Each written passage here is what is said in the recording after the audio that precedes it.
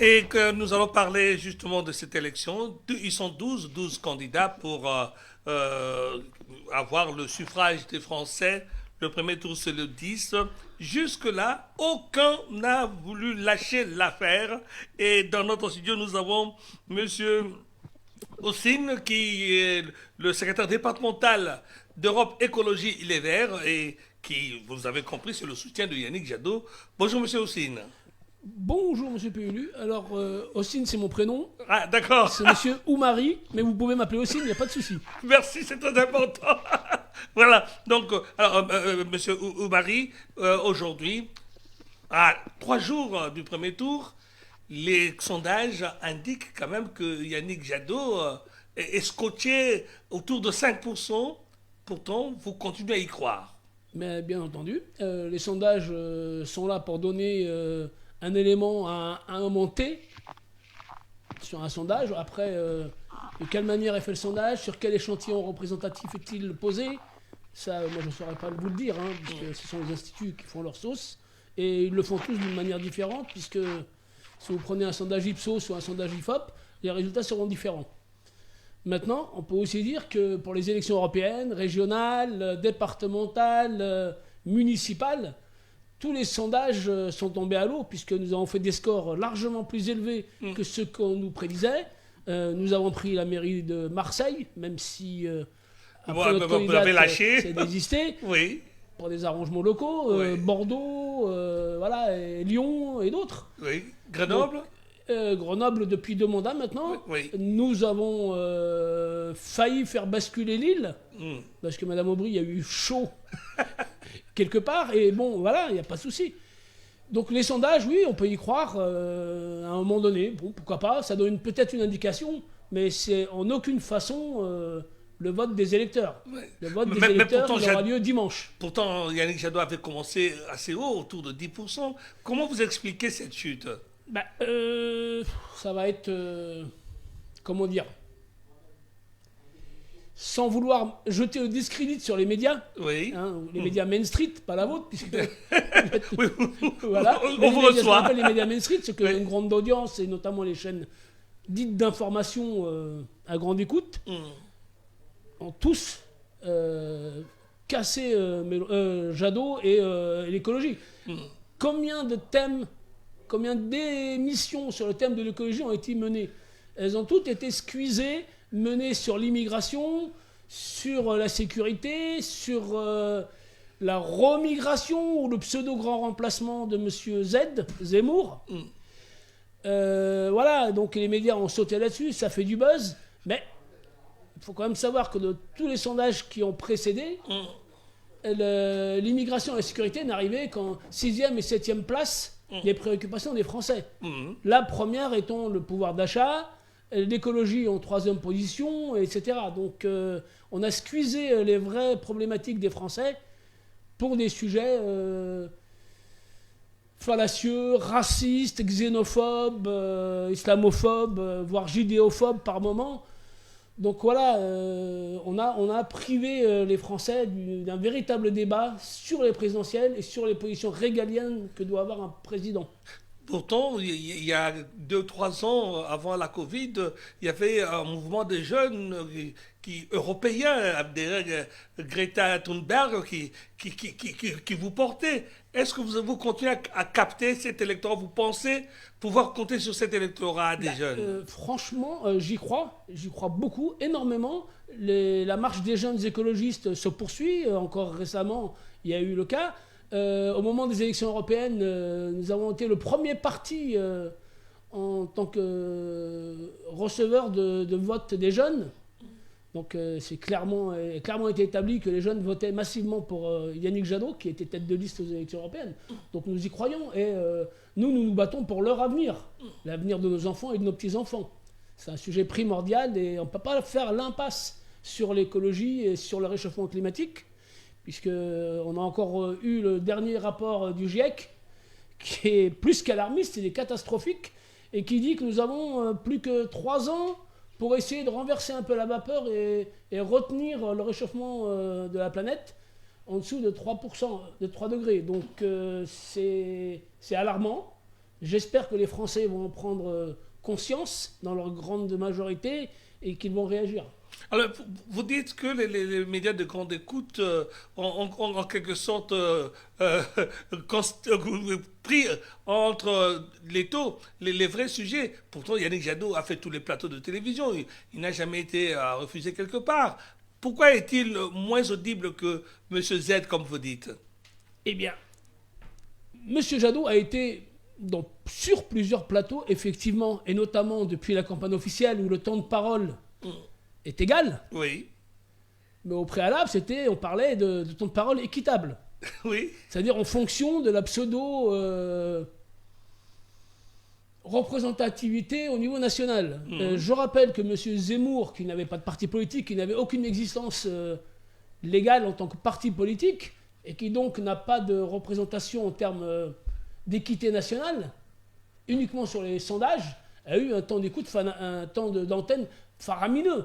Donc il a pu... Bon, avant il intervenait comme analyste politique. Bon, donc, oui, même lorsqu'il s'est déclaré, il avait encore les temps d'antenne faramineux. Voilà, ils ont préparé le terrain. Je ne veux pas nommer la chaîne CNews, oui. Voilà, qui a mis le pied à l'étrier à des propos racistes et de M. Zemmour. Voilà, islamophobe, je dis le terme, parce que je crois que c'est un ressenti de beaucoup de musulmans, donc je peux le dire. Mais effectivement... on ne peut pas dire que les émissions de grandes écoutes aient privilégié les thématiques environnementales, écologiques et voire même sociales, puisque nous portons également un programme social. Et voilà, tous ces éléments qui auraient dû être les maîtres mots de la campagne ont été excusés par des discours haineux. Deux ou trois points du programme de Yannick Jadot qui vous tiennent à cœur et que les Français, les électeurs doivent connaître pour que dimanche, quand ils vont mettre leur voix dans l'urne, ils aient ça en esprit. Alors, ça va être compliqué parce que oui, c'est long.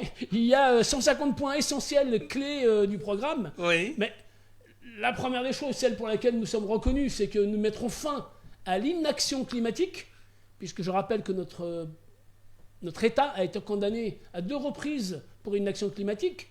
Et donc nous, comme d'hab, seuls les écologistes peuvent mener une politique écologiste. Et donc nous mettrons fin à cette inaction, nous agirons pour le climat. Et quand je dis pour le climat, c'est pour tout le vivant, puisqu'il est évident que notre écosystème est constitué des végétaux, des animaux, des êtres humains. Puisque certains pseudo-écologistes disent qu'il faut protéger la planète. Je rappelle juste... pour éclaircir les choses, c'est que la planète, elle continuera à vivre même s'il n'y a plus de vie sur Terre. Okay. Elle continuera son chemin tranquillement sans nous.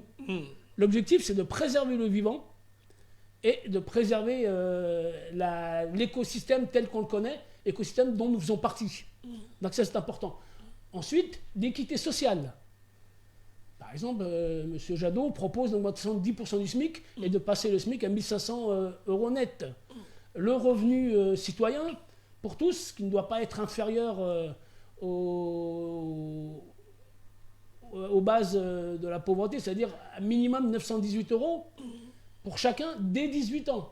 Donc, déjà, on sort... Certains pays du Nordique l'ont essayé. Oui, ça a été essayé partout. Mais après, nous, on peut prendre effectivement les bonnes mesures sociales ailleurs. Mais rien ne nous empêche d'être inventifs et de créer des solutions qui viendraient de nous, quoi. Être force de proposition. Voilà. Les positions internationales, on voit bien que même ceux qui prétendent faire d'écologie, au niveau des positions internationales, ils ne sont pas cohérents. Puisque, quand on parle d'écologie politique, c'est évidemment les actions climatiques, pour l'environnement, pour combattre le réchauffement climatique, pour combattre la précarité énergétique, puisque là, c'est quelque chose qui devient important, puisqu'on veut arrêter le gaz russe et le pétrole russe, l'Europe est quand même assez dépendante de ces matières-là. Et nous prenons... Et si vous arrêtez là-bas, on reprend le charbon. Comment? Si on arrête avec le gaz, on reprend le charbon. Non.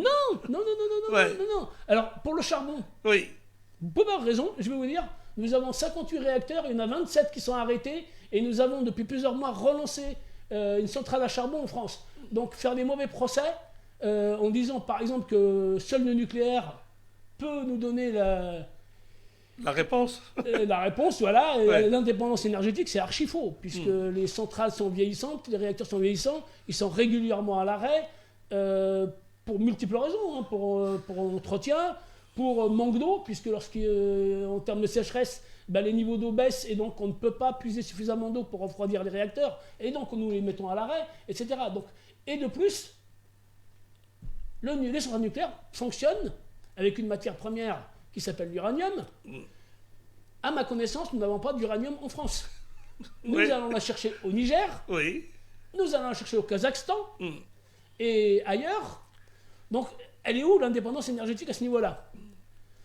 On n'a pas d'indépendance énergétique totale. Seules les énergies renouvelables peuvent nous donner cette indépendance énergétique.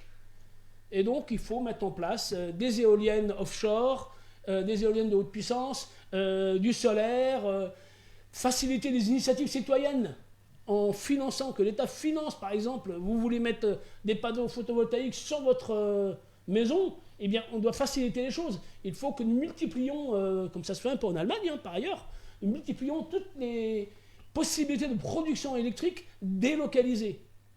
Parce qu'il faut savoir aussi que les grosses centrales sont des unités de fabrication centralisées.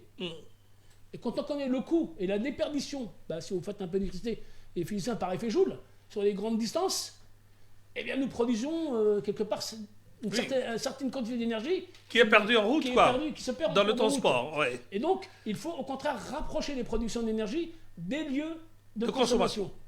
Donc voilà, il y a plein de solutions comme cela que nous mettrons en œuvre, et pas que.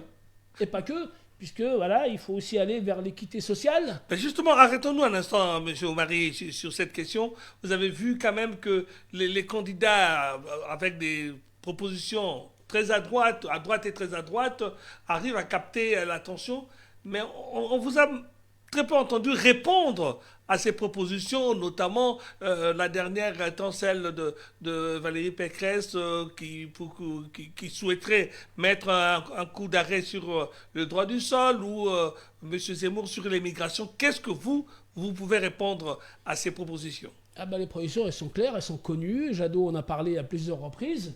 Nous sommes pour un accueil digne de toutes les personnes qui fuient un pays en guerre ou la pauvreté. Il n'y a aucune ambiguïté là-dessus. Nous sommes pour l'égalité des minorités en France, puisque certaines minorités sont quand même parfois assez mal traitées. Donc là-dessus, il n'y a pas d'ambiguïté. Non. Nous sommes. Oui, mais les ça peut antipodes des être Zemmour. pris comme du laxisme par les autres. Comment?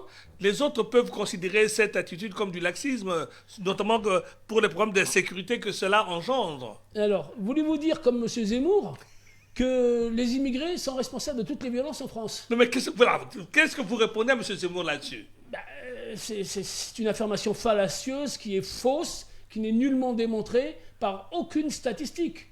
Donc c'est un mensonge de plus de la part de M. Zemmour. Voilà, que voulez-vous que j'apporte à un mensonge, si ce n'est des éléments factuels de réponse qui, eux, sont véridiques et vérifiés, et chaque Français a le devoir et la faculté d'aller contrôler tous ces propos mensongers.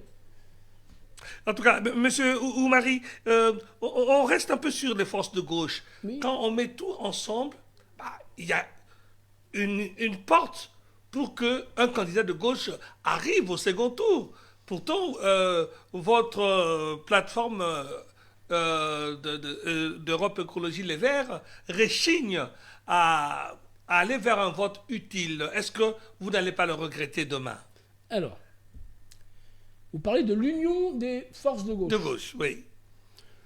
Monsieur Jadot, avant même le départ de la campagne, dès qu'il a été nommé par la primaire des écologistes, je rappelle qu'il était une primaire ouverte à tous les candidats. Seuls les candidats écolos comme Génération Écologie, Génération S ou le MDP ont répondu à cet appel et ont proposé des candidats. Vous savez bien, au deuxième tour, M. Jadot est sorti vainqueur de cette primaire. Personne n'a voulu répondre. M. Jadot a rencontré les différents dirigeants des partis de gauche, n'ont pas voulu discuter avec lui sur une possibilité d'union et d'avoir un candidat unique. Nous pensons très sincèrement aujourd'hui que l'union ne peut se faire que avec et autour de l'écologie. Qui est porteur de l'écologie aujourd'hui? Ce sont les écologistes. Donc, vous ne voulez plus être une force d'appoint de la gauche? Force d'appoint, nous l'avons été très longtemps, mais ça n'a rien apporté. Nous avons été à plusieurs reprises dans des gouvernements de gauche que nous avons dû abandonner assez rapidement, démissionner des différents gouvernements parce que l'action n'était pas à la hauteur de nos espérances, voire même très décevante. Donc à un moment donné, comme je vous l'ai dit tout à l'heure, pour avoir une politique écologiste, il faut des écologistes. Concernant l'union, j'ai personnellement travaillé en tant que secrétaire départemental à des réunions multipartites avec les différentes forces de gauche pour essayer de faire l'union sur les départementales et avoir des candidats uniques partout. J'y ai pris 2 mois de travail là-dessus, voire plus. Je n'y ai pas réussi. Voilà, c'est pas faute d'essayer. Les écologistes ont toujours essayé et ont toujours prôné l'union. Et l'union, le problème, c'est qu'il faut être plusieurs à la vouloir. Oui, oui. Là, les écologistes la veulent, puisque tous les mouvements dits écologistes sont derrière Yannick Jadot. Il y a 5 partis écologistes qui sont derrière Yannick Jadot. Donc c'est l'union des forces de gauche écologistes. Les autres veulent l'union, mais derrière eux. Et ils veulent, d'une certaine manière, rejouer le coup de l'hégémonie du Parti socialiste, telle qu'elle l'a été dans les années 80-90. Oh ben, M. Mélenchon n'est plus au Parti socialiste. Vous aurez pu quand même avoir un rapprochement. Localement, vous y arrivez. Oui, nous y arrivons parfois, localement. Mais M. Mélenchon, là, il n'a pas voulu de l'union. Il s'est déclaré très tôt. D'ailleurs, je crois que ça a été le premier à se déclarer comme candidat pour la présidentielle. À partir de ce postulat-là, oui. Il est clair qu'il... Il avait fermé la porte pour... Il avait fermé la porte, oui. Effectivement. Vous m'avez parlé du vote utile. Qu'est-ce que le vote utile? Si ce n'est le renoncement à ses propres convictions, en fonction des sondages. Donc, si on s'appuie sur les sondages, s'il devait y avoir un vote unique, il serait utile, il serait inutile. Puisque tous les sondages, aucun sondage ne donne M. Mélenchon au deuxième tour. Aucun sondage ne donne M. Mélenchon gagnant au second tour. Il serait même en dessous des 30%, a priori, ou en dessous des 40%. D'accord. S'il y avait une éventualité de passage au second tour. Donc vous voyez que si on se base sur les sondages, le vote est inutile. Donc vous pensez que le 10 avril, à 20h, eh bien, les urnes vont vous donner raison? Je pense, j'y crois, et sinon je ne ferai pas campagne. Ça fait plusieurs mois que nous menons campagne pour nos convictions, et en tout cas, nous devons défendre nos convictions. Le vote utile n'a aucun intérêt, il a déjà eu lieu, je l'ai fait personnellement, le vote utile. Non pas pour voter pour, mais pour exclure M. Le Pen en 2002. Oui. J'ai voté Chirac. On a bien vu le retour de M. Chirac pour tous les électeurs de gauche qui avaient voté pour lui. Il n'a rien entendu, et malheureusement, c'est le lot de toutes les élections. M. Macron en 2017, beaucoup de gens ont voté Macron, de manière à exclure du mieux possible Mme Le Pen. On a bien vu que la politique de M. Macron était, malgré tous ses dires du en même temps, était extrêmement droitière. Voire même, il a mis en place des choses que la droite républicaine n'avait jamais osé mettre en place. Donc M. Macron est clairement et définitivement de droite. Et c'est votre adversaire? Nous sommes de gauche et nous combattons... Et c'est votre adversaire, M. Macron? Comment? C'est votre adversaire, M. Macron? Eh bien, disons que, étant donné que tous les sondages le mettent en tête, oui. C'est notre premier adversaire. Les partis de gauche ne sont pas nos adversaires. Nous sommes concurrents, mais nous ne crachons pas sur l'avenir et nous espérons à terme réussir à créer l'union pour à nouveau avoir une politique sociale, solidaire et écologiste. Merci, Monsieur Oumari. Je rappelle que vous êtes le secrétaire départemental d'Europe Écologie Les Verts et vous êtes soutien du candidat Yannick Jadot. Yannick Jadot qui va, en tout cas, le 10 avril, faire face à 11 autres candidats. Donc, nous espérons que, comme vous dites, les urnes vont vous donner raison là où les sondages vous mettent loin, n'est-ce pas? Tout à fait. Écoutez, on croise les doigts. Nous reste encore 2 jours pour convaincre les Français. Oui. Nous allons nous y atteler et nous avons bon espoir, en tout cas, de faire tromper les sondages voilà, Bah, c'est tout ce qu'on peut vous souhaiter. Monsieur Oumari Houssine, donc je rappelle, donc d'Europe Écologie Les Verts, soutien du candidat Yannick Jadot. Merci d'être passé nous voir. Je vous remercie.